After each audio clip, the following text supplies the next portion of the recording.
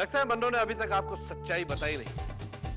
ये मेरी पत्नी राधिका। करण ने मुझे कैद करके रखा है। तुम कहाँ हो शुभ्रा? दीदी जल्दी से एड्रेस लिख लीजिए।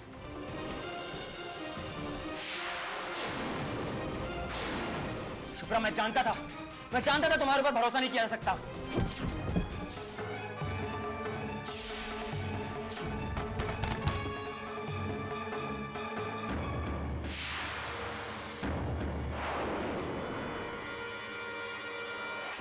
रुक जाओ सलोनी, वरना तुम्हारे घर पहुंचने से पहले तुम्हारी बहन की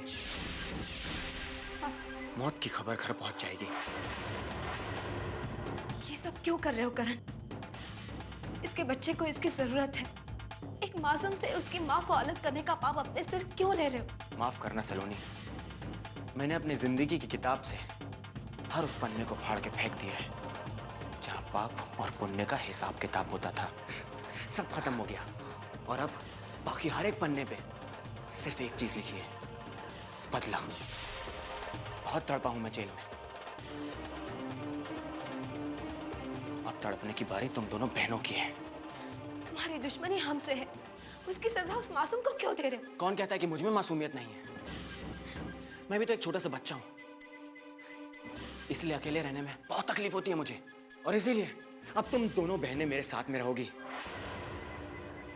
यहीं रोगी और यहीं हंसोगी। क्योंकि हंसी तो अब तुम्हें आएगी अपने नसीब पर, अपनी बेवकूफी पर। इसलिए खबरदार, अगली बार भागने की कोशिश मत करना, समझी?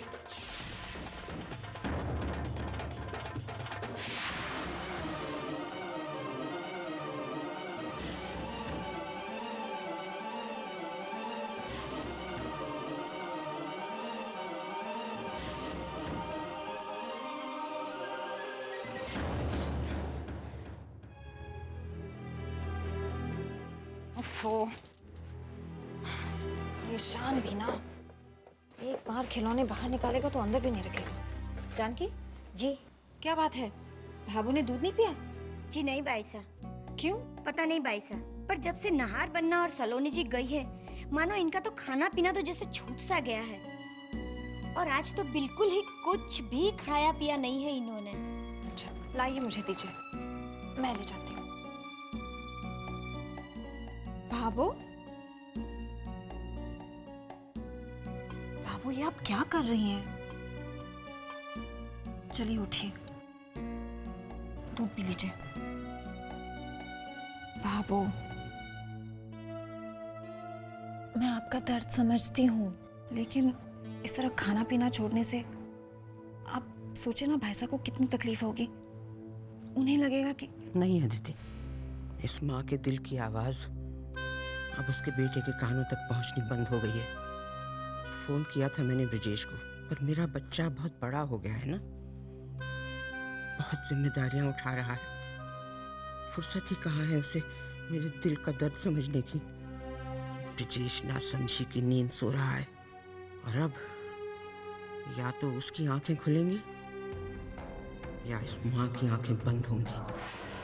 मैंने प्रण किया है अदिति कि जब तक ब्रिजेश नाहर सलोनी को घर वापस नहीं लाता, मैं अन्न जल कुछ ग्रहण नहीं करूंगी। भाभू, भाभू ये आप क्या कह रही है? आपकी इस जिद का कोई परिणाम नहीं निकलने वाला।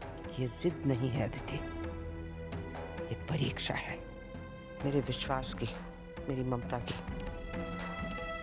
मेरा फैसला अटल है।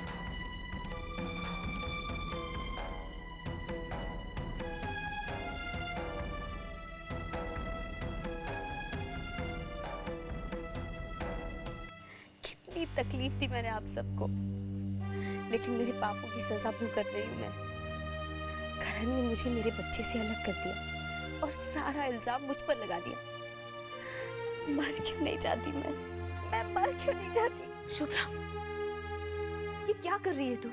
याद है आपको, सब कहते थे कि मेरा रंग दूध की तरह उजला है और आपका कोयले की तरह, लेकिन आज मैंने परिवार के नाम पर काली पोत दी। क्या कुछ नहीं किया आपने मेरे लिए, और क्या कुछ नहीं कहा मैंने आपको। नील की जिंदगी बर्बाद कर दी, लेकिन इस सब के बावजूद आप अपनी जान जोखिम में डालकर यहाँ चली आई। नहीं शुक्र, नहीं, मत रो।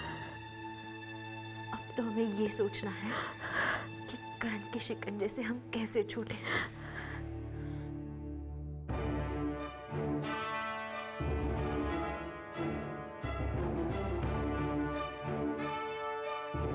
बाबू, आपको तो तेज बुखार है। ये सब कैसे हो गया? इतनी कमजोर लग रही हैं आप।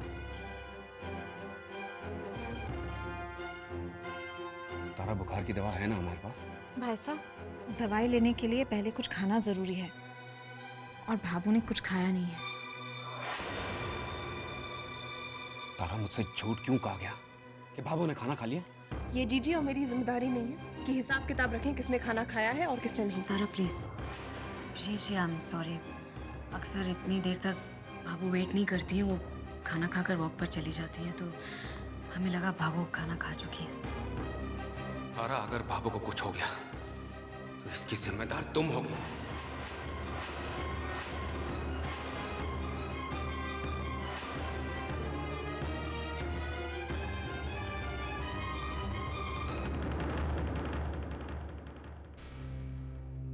जानकी, बाबू के लिए खाना लाओ। नहीं ब्रिजेश, मैं खाना नहीं खाऊंगी। क्यों बाबू? फुर्सत है तुम्हें ये जानने की? कोई मीटिंग नहीं है आज दफ्तर में? आई एम सॉरी बाबू, मैं ऑफिस में आपसे बात नहीं कर सका, मैं बहुत बिजी था। आप अपने बेटे को माफ नहीं करेंगी? जानते हो ब्रिजेश, जब मैं दूसरों के घरों में देखती थी कि कैसे शादी के बाद बेटे बट जाते हैं, एक माँ का, एक पत्नी का, तो अपनी किस्मत पे बड़ा गर्व होता था मुझे कि मेरे घर में ऐसा नहीं है। यहाँ पत्नियों ने बेटों के हिस्से नहीं किए, बल्कि खुद हमारे दिलों का हिस्सा बन गई। शायद मेरी ही नजर लग गई मुझको, जो मेरे बच्चे भी मेरे नहीं रहे। ऐसी बात नहीं है बाबू। आपका ब्रिजेश पहले भी आपका था, आज भी आपका है और सदा आपका ही रहेगा।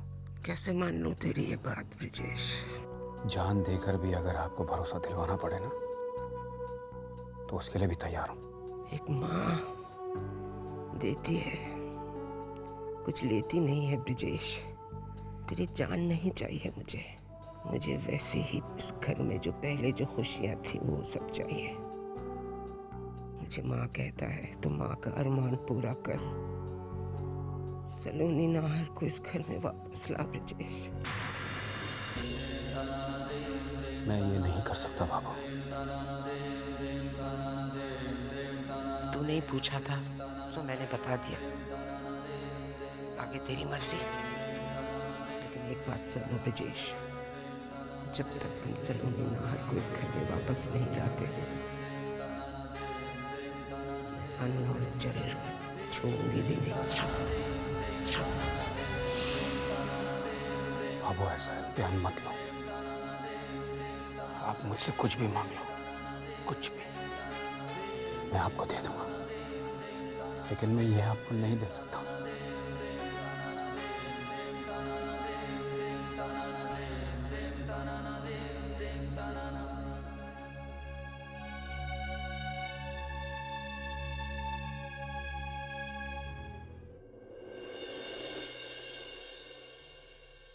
सलोनी, सलोनी, सलोनी कहाँ है? सलोनी, ये कहाँ चली गई? सलोनी, इतनी रात को ये कहाँ जा सकती है?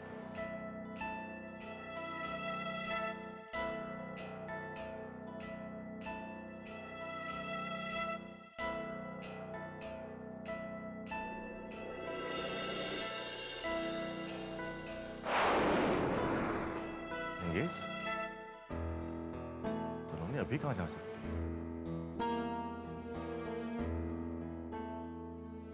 हाँ बोलो करण, इस वक्त फोन करने की वजह? कावेरी जी, मिठाइयों की दुकान तो बंद हो गई होगी। जाइए किचन में जाकर चीनी से ही मुंह मीठा कर लीजिए अपना। ऐसी क्या खुशखबरी? शुभ्रा अकेले मेरे पिंजरे में बहुत छटपटा रही थी, बहुत तन्हा महसूस कर रही थी। आज उसकी तन्हाई खत्म हो गई। आपकी प्यारी ननंद सलोनी भी शुभ्रा के साथ मेरी गिरफ्त में आ चुकी है।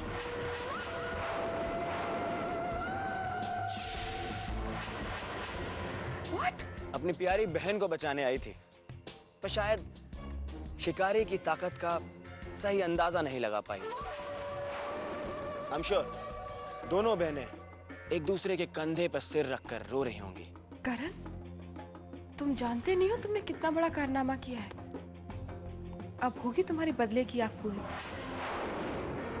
क्योंकि अभी तक जो भी कुछ तुम्हारे साथ हुआ है उसमें शुभ्रा तो सिर्फ एक मोहरा थी।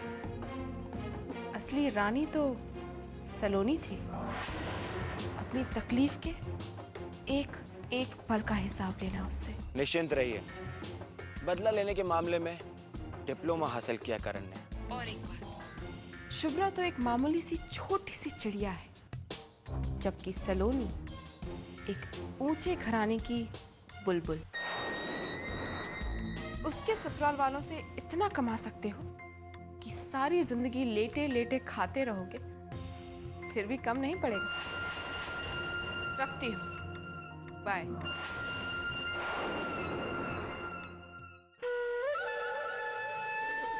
वाह करण वाह, रोज रात को सपने में जाने कितनी धमकियां दे जाती थी सलोनी। आज चैन की नींद सो पाऊंगी मैं। मुझे तो लगता है भाई साहब कि अपने घर में एक अजीब सी मनहूसियत फैलती जा रही। अरे, टेंशन कम करने की कोशिश करो तो उल्टा बढ़ जाता है। अब ये भाभो की जिद कि नाहर सलोनी नहीं आएंगे तो मैं खाना नहीं खाऊंगी। अब या तो उनकी बात माने या अपनी बात। ये ठीक नहीं करी है भाभो। जाने क्या गुट्टी पिलाई है नाहर सलोनी ने उन्हें। जब देखो उन्हीं की नाम की माला जपती रहती है। भाभो अपने आंसुओं के बाढ़ में आपको बहाना चाहती है। प्लेन सिंपल सदियों पुराना हथियार यूज करी है वो, इमोशनल ब्लैकमेलिंग। आपको उनकी बातों में नहीं आना चाहिए। मुझे तो लगता है सलोनी भाभो के सहारे इस घर में वापस आने का रास्ता ढूंढ रही। बिल्कुल, सलोनी जी का किया धरा है ये सब। बात बर्दाश्त की हद क्रॉस कर चुकी है। अरे ऐसे कैसे बुला ले हम सलोनी नाहर को? हाँ, आफ्टर ऑल उन दोनों ने ही मिलकर तो पिया की शादी करवाई थी श्रीधर के साथ और पिताजी का वचन तोड़वा दिया। ना सिर्फ इतना ही बल्कि सबके सामने हम राजपूतों का सर भी झुकवा दिया। मेरी समझ में नहीं आता क्या तुम लोग मुझे दूध पीता हुआ बच्चा समझते हो? इतना नादान नहीं हूं मैं। कोई भी मुझ पर दबाव डालकर नाहर और सोलिनी को इस घर में आने देने के लिए राजी नहीं कर सकता। भाई साहब, भाभो भाभो बेहोश हो गई हैं। क्या? डॉक्टर को फोन करो।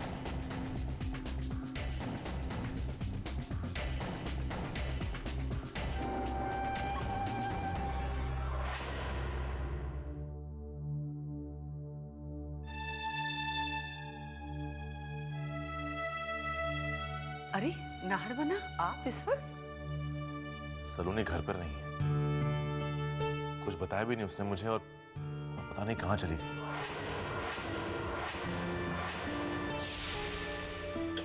ऐसे कहाँ जा सकती है वो? आस पड़ोस में पता किया आपने? देवर साहब, सलोनी उन लड़कियों में से नहीं है जो इतनी रात को घर से बाहर जाए। कोई जरूरी काम रहा होगा। आपसे कुछ कहा नहीं उसने? नहीं मनो, अभी फ्लाइट में चढ़ने से कुछ देर पहले मेरी उससे बात हुई थी। मैंने बताया भी था कि मैं आ रहा हूँ, फिर अचानक न जाने कहाँ गई होगी मेरी बच्ची। कहीं किसी मुसीबत में तो नहीं होगी। अरे धऊ नहीं देवरानी सा, उल्टा सीधा मत बोलो। माता जी महाराज उसकी रक्षा करें। इस वक्त हमें रोना धोना छोड़ के उसे ढूंढने की कोशिश करनी चाहिए। नाहर बना, हो सकता है वो आपके घर गई हो। पापा जी, वरना साके घर फोन करके देखिए ना। बेटा मैं इनके घर नहीं पापा जी, आप रहने दीजिए, मैं ही घर जाके देखता हूँ। भले ही सलोनी वहां नहीं गई हो, लेकिन शायद उनके पास उसकी कोई खबर हो।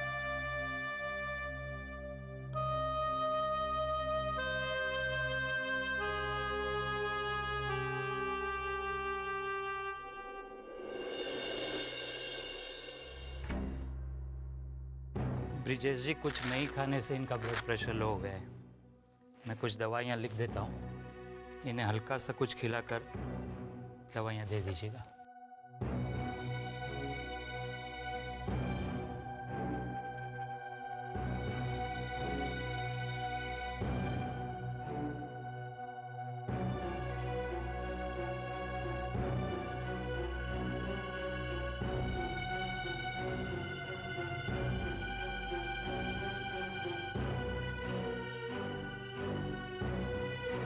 सलोनी, नाहर,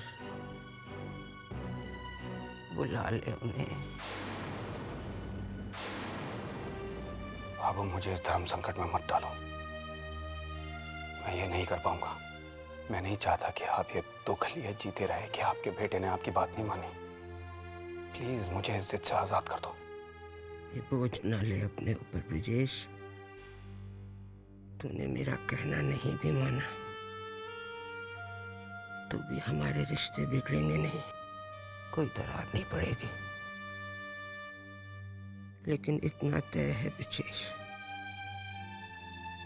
जब तक तू सलोनी नाहर को यहाँ घर वापस नहीं लाएगा, मैं अन्न और जल ग्रहण नहीं करूंगी।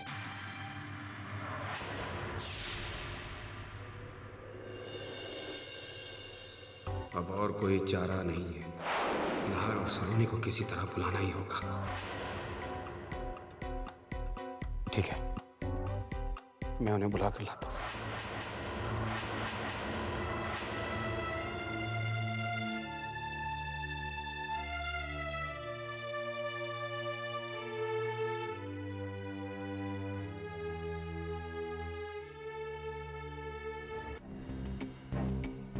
ब्रिजेश, क्या कर रहे हैं आप ये? बाबू ने आपसे जिद की और आप उनके जिद के आगे झुक गए। एक बात कह देती हूँ ब्रिजेश, किसी भी कीमत पर नाहर और सलोनी को मैं इस घर में आने नहीं दूंगी। तुम समझते क्यों नहीं हो तारा? ये बाबू की जिंदगी का सवाल है। समझना तो आपको है ब्रिजेश, वो आपके इमोशंस के साथ खेल रही है। कल को वो आपसे कहेंगी कि सांस लेना छोड़ दो, तब तक मैं खाऊंगी पीऊंगी नहीं। कर पाएंगे आप ऐसा? बोलो। करना होगा भाई साहब, क्योंकि ये वही भावो है जो रिश्ते में हमारी माँ नहीं थी, लेकिन फिर भी बिल्कुल एक माँ की तरह या एक माँ से भी ज्यादा बलिदान दिया है उन्होंने उन बच्चों के लिए जो उनके कोख से नहीं जन्मे थे। और भाईसा से अपने दूध की कीमत तो नहीं मांग रही है ना वो, इस परिवार की अखंडता मांग रही है। क्यों नहीं पूरी की जा सकती उनकी इच्छा? और नाहर और सलोनी इस घर के दुश्मन नहीं है। भागो की जान बचाने के लिए उन्हें वापस क्यों नहीं बुलाया जा सकता?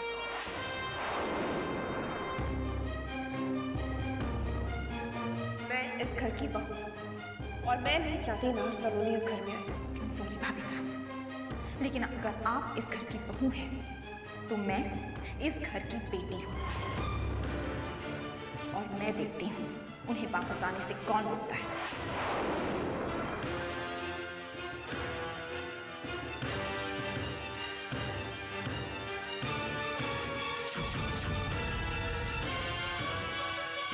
लीजिए भाई, झगड़ने की क्या जरूरत है? आप लोग जिसे याद कर रहे हैं वो खुद ही यहाँ चले आए। देखिए,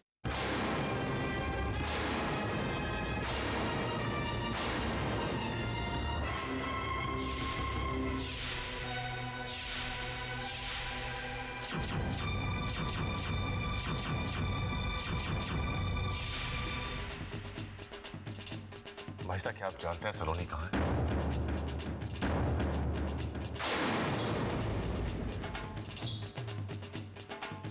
ये क्या सवाल हुआ नाहर? मुझे कैसे पता होगा कि सलोनी कहाँ है? भाई साहब, मैं सिर्फ इतना पूछ रहा हूँ कि क्या सलोनी इस घर में आई थी? हम भी तुमसे यही पूछ रहे हैं कि हमसे सवाल पूछने का क्या मतलब है नाहर? हम क्या सलोनी के चाकर दिखते तुम्हें, जो उसके पल पल का हिसाब रखे? भाभी साहब इतनी सी बात को इतना आगे क्यों बढ़ा रही है? सलोनी घर पर नहीं, अपने माता पिता के यहाँ भी नहीं है।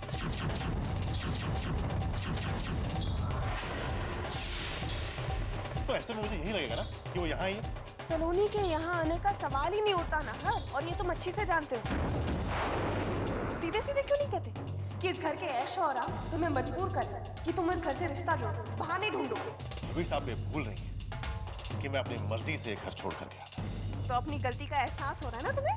बस कीजिए, भगवान के लिए चुप हो जाइए। भाभू की तबीयत पहले से खराब है। अगर उन्हें पता चला कि घर में फिर से महाभारत हो रही है तो क्या गुजरेगी उन पर? भाभू की तबीयत खराब है। रुक जाओ ना, इस घर से और भाभो से तुम्हारा कोई रिश्ता नहीं। भाभो को मत संभाल लेंगे, तुम अंदर नहीं जाओ।